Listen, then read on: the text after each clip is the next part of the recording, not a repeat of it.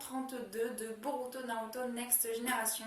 Et avant de commencer cet épisode, comme à chaque fois quand je change de cosplay pour une review, je voulais vous parler, mais vraiment beaucoup plus cette fois-ci, tout simplement parce que j'ai décidé de mettre mon cosplay de Neji.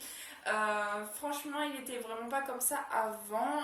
Je l'ai en quelque sorte détruit pour pouvoir en faire un autre que je n'ai toujours pas fini, mais bon, soit c'est pas grave. Donc en gros, ce cosplay là, c'est vraiment pas le gros cosplay de Neji que j'avais pu sortir et que j'avais eu beaucoup de compliments dessus.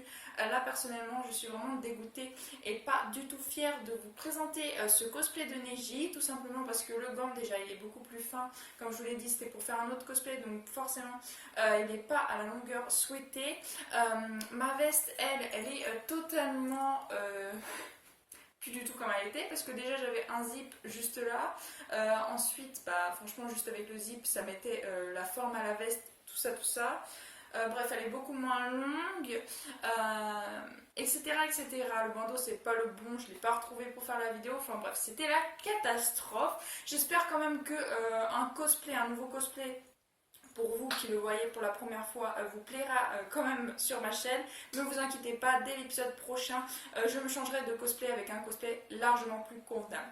Donc voilà, je vais arrêter le blabla et on va passer directement à l'épisode. Et il n'y aura malheureusement pas d'épisode la semaine prochaine. Donc la semaine prochaine sur ma chaîne vous aurez un re-upload d'une vidéo comme je suis en train de vous partager mes re-uploads, mais vous n'aurez pas donc de vidéo de review de l'anime puisqu'il n'y aura pas d'épisode donc la semaine prochaine. On retrouve Naruto et Boruto qui vont aller s'entraîner donc avec Jiraiya pour apprendre une technique synchro, vu que Jiraiya avait remarqué que le chakra de Boruto et Naruto arrivait à synchroniser. Et donc suite à ça, il va leur apprendre une technique pour synchroniser leur chakra, mais avant bien sûr il veut qu'ils réussissent sans l'aide du combat, parce que quand ça a été arrivé, Naruto était transformé à moitié en Kurama, donc il était possédé, et Boruto lui voulait à tout prix venir en aide à Naruto. Donc c'était suite à ça que ça avait fonctionné, avec bien sûr une pression. Et c'est comme ça qu'ils avaient réussi à se synchroniser. Or là, il veut qu'ils y arrivent donc en s'entraînant, mais sans avoir la pression d'un match, d'un combat. Boruto comprend directement ce que Jiraiya veut leur enseigner, puisque Boruto est beaucoup plus réfléchi, beaucoup plus intelligent que Naruto. Naruto a beaucoup de mal à comprendre à chaque fois qu'on lui explique quelque chose, il faut simplifier, etc. etc. Et Boruto, ça c'est pour moi la plus grande différence entre Boruto et Naruto, c'est le fait que Boruto soit intelligent, il tient ça de sa mère bien sûr, et que Naruto lui est très long à la détente, il met longtemps à comprendre quelque chose. Il faut vraiment faire des phrases simples si on veut que Naruto comprenne quelque chose. Donc franchement, Boruto pour moi c'est la plus grande différence entre les deux, c'est l'intelligence. Alors je parle vraiment pas du passé, etc., etc., parce que là c'est vrai qu'ils ont beaucoup de différences, mais je parle au niveau caractère. C'est vraiment l'intelligence qui prime et qui fait que Naruto et Boruto ont quand même une différence. Donc suite à ça, Boruto essaye de simplifier pour expliquer à Naruto qu'il faut qu'ils arrivent à ce que le flux et la puissance puissent coexister entre eux deux pour qu'ils puissent arriver à faire justement cette synchronisation de leurs deux chakras. Ils s'entraînent et il y a Boruto qui a de temps en temps en fait des briefs de la blessure que Naruto lui a infligée quand il était contrôlé par Kurama, et donc Boruto qui a sa main qui tremble parce qu'il a vraiment été traumatisé par ce phénomène là. Voir son père pour la première fois être comme ça, il ne pensait pas que son père puisse être totalement submergé par Kurama. Il pensait vraiment pas que Naruto puisse perdre tous ses moyens, et donc vraiment ça l'a traumatisé, et pendant qu'il s'entraîne, il repense de temps en temps donc à cette blessure qui lui a été infligée donc par Naruto quand il était encore contrôlé par Kurama. Suite à ça, on a Jiraiya qui révèle que Boruto donc sait utiliser l'orbe tourbillonnant. Naruto lui n'avait pas capté que Boruto savait utiliser l'orbe tourbillonnant, il l'avait pas vu. Et donc il y a Naruto qui pose plein de questions à Boruto, il lui dit où est-ce que tu as appris ça, comment ça se fait que tu la maîtrises, etc., etc. Et on a Jiraiya qui intervient pour venir au secours de Boruto et qui dit étrangement, il a peut-être des secrets qu'il souhaite garder secrets. Et à ce moment-là, déjà j'avais des doutes sur ce que Jiraiya pensait savoir ou ce qu'il savait déjà, rien qu'avec ce petit passage-là. Ça s'est confirmé après à la fin de l'épisode, je reviendrai dessus. Mais déjà rien qu'avec le fait que Jiraiya défende Boruto en lui disant il y a peut-être des choses qu'il souhaite garder secret et qu'il n'aille pas plus loin dans le développement de comment est-ce que il a appris l'orbe tourbillonnant. Déjà là, je me suis dit Jiraiya, si ça se trouve il sait quelque chose. Bref, c'est logique puisque Jiraiya c'est le seul à savoir qui maîtrisait l'orbe tourbillonnant à ce jour. Donc il y avait Minato, il y avait Naruto et il y avait lui. Parce que pour l'instant Konohamaru ne savait pas maîtriser l'orbe tourbillonnant. Donc forcément Boruto il y avait quelque chose qui n'allait pas avec lui et je pense que depuis que Jiraiya a vu Boruto utiliser le Rasengan, à partir de là il s'est posé des questions sur Sasuke et sur Boruto, sachant qu'ils ne savent pas que Sasuke s'appelle Sasuke à ce moment là de l'histoire où on en est. Donc voilà, je pense que Jiraiya à partir de là il menait son enquête et juste là où il prend la défense de Boruto en disant que faudrait pas trop lui poser de questions à ce sujet. Bref, donc ils apprennent l'orbe tourbillonnant, ils savent que tous les deux savent maîtriser l'orbe tourbillonnant et du coup Jiraiya leur donne une espèce de balle en plastoc pour qu'ils arrivent à tous les deux à faire l'orbe tourbillonnant, à pouvoir péter l'espèce de balle en plastique. Donc en fait comme quand ils ont appris eux-mêmes l'orbe tourbillonnant, sauf que là ils vont devoir le faire mais à deux. Ils vont devoir faire un orbe tourbillonnant pour péter la balle, mais à deux. Donc c'est beaucoup moins simple que tout seul, où ils ont que eux-mêmes à se concentrer. Et vu qu'ils savent déjà la maîtriser, théoriquement, même à deux, ils devraient pouvoir le faire. Mais ils n'y arrivent vraiment pas. Donc, pendant que Naruto et Boruto sont en train de s'entraîner, on s'aperçoit justement que Jiraiya est en train de regarder ce que Sasuke fait. Et Sasuke, lui, il est dans un arbre, il est en train de regarder comment il s'entraîne. Et à ce moment-là, on voit bien dans le regard de Jiraiya qu'il veut enquêter plus profondément sur Boruto et sur Sasuke. On retourne donc du côté de l'entraînement et on s'aperçoit donc que Naruto et Boruto n'y arrivent pas, mais que Naruto ne veut vraiment pas abandonner, que Boruto lui demande s'ils peuvent faire un bref break, qu'il n'en peut plus, tout ça, et donc Naruto lui ne veut pas abandonner puisqu'il veut ramener Sasuke, donc il veut devenir fort le plus vite possible, et Boruto qui lui en a vraiment assez, qui est vraiment exténué, mais qui continue quand même puisqu'il voit la détermination de Naruto et qu'il ne veut pas le décevoir. Seulement à un moment donc ils n'y arrivent pas, donc l'explosion, si je puis dire, de leur chakra se fait ressentir et donc ils sont expulsés comme à chaque fois quand ils n'y arrivent pas. Et il y a Boruto qui commence à avoir la main qui tremble et qui repense encore une fois à la fois où Naruto, donc quand il était possédé par Kyuubi, qui était en train de l'avoir blessé. Et à ce moment-là, on a Boruto donc, qui va pour rechercher la balle qui vient de tomber et qui lui-même tombe à la renverse suite au fait qu'il a épuisé tout son chakra. Et il y a Naruto qui essaye là de le rattraper, donc de l'aider à se relever et qui lui demande si ça va. Non, besoin d'un break, il n'a plus du tout de chakra, mais au moment où Naruto essaye de relever Boruto, Boruto a un geste de protection. En fait, il se protège de Naruto qui avait peur donc justement de cette main et qui lui a rappelé la fois où Naruto l'a blessé sans le vouloir. Mais Boruto semble vraiment très brisé par ce qu'il a vécu donc à l'épisode dernier et du coup il a du mal à réagir avec Naruto quand Naruto voulait juste l'aider à se relever. Et j'ai trouvé vraiment ce passage vraiment beau parce que Naruto ressent le fait que Boruto ait peur maintenant de lui, alors que bien sûr il ne pouvait rien y faire. Il savait qu'il l'a blessé, mais il n'était pas il n'était pas conscient de l'avoir blessé, et du coup là il se sent vraiment très triste de lui-même de l'avoir blessé et qu'il ne puisse pas donc, contrôler Kurama. Et suite à ça, donc, Boruto prend du recul et il part pour faire un break parce qu'il n'a plus de chakra. À ce moment-là, par contre, mon copain m'a dit oh bah là on voit la différence entre Boruto et Naruto, que Naruto lui n'abandonne jamais alors que Boruto abandonne. Et moi personnellement, j'ai pas été d'accord avec ça. Pour moi, Boruto n'a pas abandonné. Le fait qu'il est traumatisé déjà de ce qu'il a vécu donc à l'épisode précédent, justement du fait que c'était la première fois qu'il voyait Naruto être contrôlé donc par Kyuubi et qu'il lui est blessé, et également que Boruto n'a pas un chakra illimité. Naruto, lui, certes, il ne peut pas puiser dans tout le chakra de Kurama, mais il a un chakra quand même largement énorme comparé à la moyenne. Donc forcément, Boruto il voulait pas abandonner Boruto, il voulait certainement continuer, mais il avait déjà besoin de faire un break et aussi peut-être d'oublier ce fameux passage qui est donc la blessure qu'il a subie à l'épisode précédent. Voilà, donc dites-moi ce que vous en pensez dans les commentaires. Est-ce que Boruto a vraiment voulu abandonner à ce moment-là, ou est-ce qu'il avait vraiment besoin de se recharger suite à son chakra justement, ou les deux même. Donc voilà, dites-moi dans les commentaires, ça m'intéresse, comme à chaque fois je vous répondrai. Se balade dans Konoha et il s'aperçoit qu'il connaît la voix qu'il entend au loin, et la voix c'est la voix d'Hinata qui est en train de se battre avec Neji. Le pourquoi du comment mon cosplay, franchement j'en suis vraiment pas fière, j'espère que vous me pardonnerez. C'est vraiment pas le genre de cosplay que je mettrai en convention, etc., etc.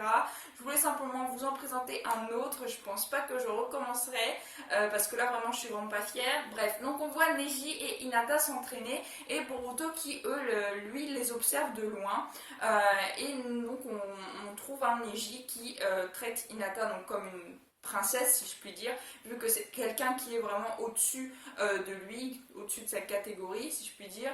Et ensuite Neji qui sort et qui s'aperçoit que Boruto est là, qu'il l'avait repéré déjà, qu'il était en train de les épier. Et donc Neji et Boruto, on va avoir un petit passage avec eux deux. Et personnellement j'ai adoré. Au début je pensais que Boruto allait vouloir se confier à Hinata.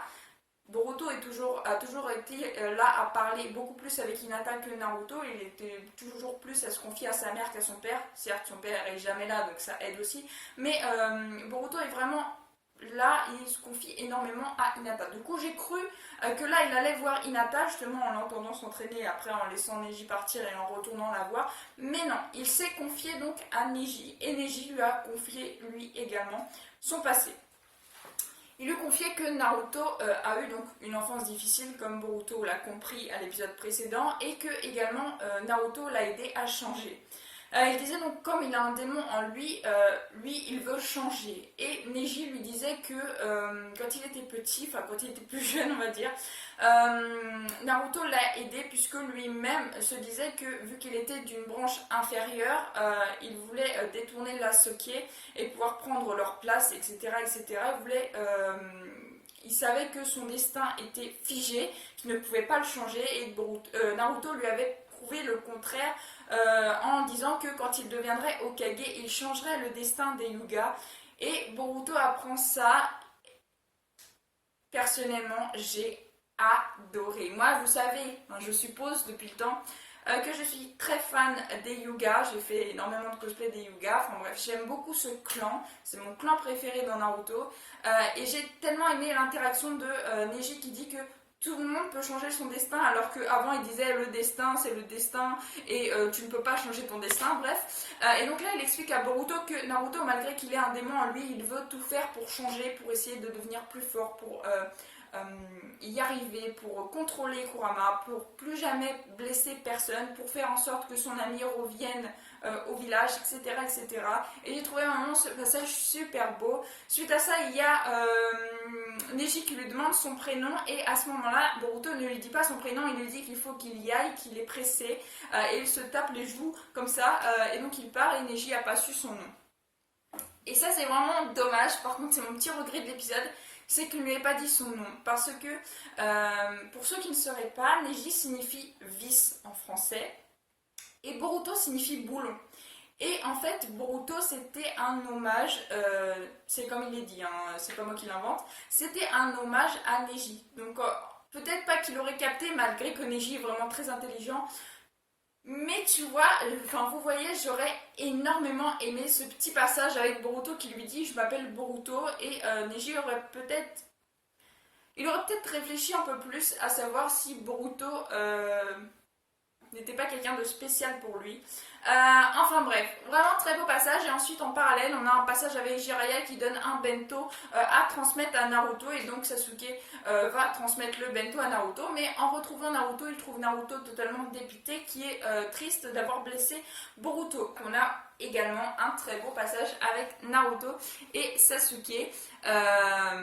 Sachant que Naruto ne sait pas que c'est Sasuke, mais il lui dit en gros que Naruto veut devenir plus fort, c'est pour ça qu'il s'entraîne avec Jiraiya et Sasuke lui demande pourquoi est-ce qu'il veut devenir plus fort.